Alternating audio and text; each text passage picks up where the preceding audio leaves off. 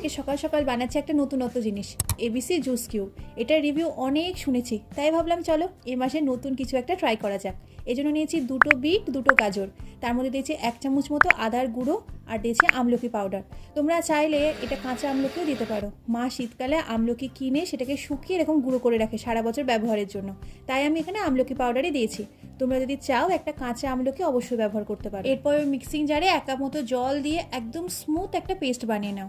আমি এখানে ফাইবারটা ফেলিনি, তোমরা চাইলে এটাকে ছেঁকেও ব্যবহার করতে পারো। এরপর আইস ট্রের মধ্যে এরকম অল্প অল্প করে জুস দিয়ে সেগুলোকে ফ্রিজ করে নিলে আমাদের এবিসি কিউব রেডি। আর আমি ভীষণ এক্সাইটেড কালকে সকাল হওয়ার, কারণ কালকে সকাল থেকে এটা ইউজ করা শুরু করব আর তারপরে রেজাল্টটা তোমাদের সাথে শেয়ার করবোই। আজকে সকালে চিড়ের পোলাও নয়, বরং বানিয়েছিলাম ওটস দিয়ে উপমা। খাওয়া দাওয়ার পর টুকটাক কাজ ছিল, সেই সব করে বসেছি রসুন ছাড়াতে। প্রায় 1 ঘন্টা ধরে রসুন ছাড়াতে বসেছি, আর ছিল প্রচুর রসুন। আর দেখো মাত্র এই কটা ছাড়াতে পেরেছি 1 ঘন্টায়। সেই যে ভোর রাত থেকে বৃষ্টি শুরু হয়েছে, তার থামার নাম হলো এখন। তাই বৃষ্টি থামার পর একটুখানি গেলাম ছাদে। তো চলো আজকে ভিডিও এখানে শেষ করছি, দেখা হচ্ছে খুব শীঘ্রই আবার কালকে। টাটা।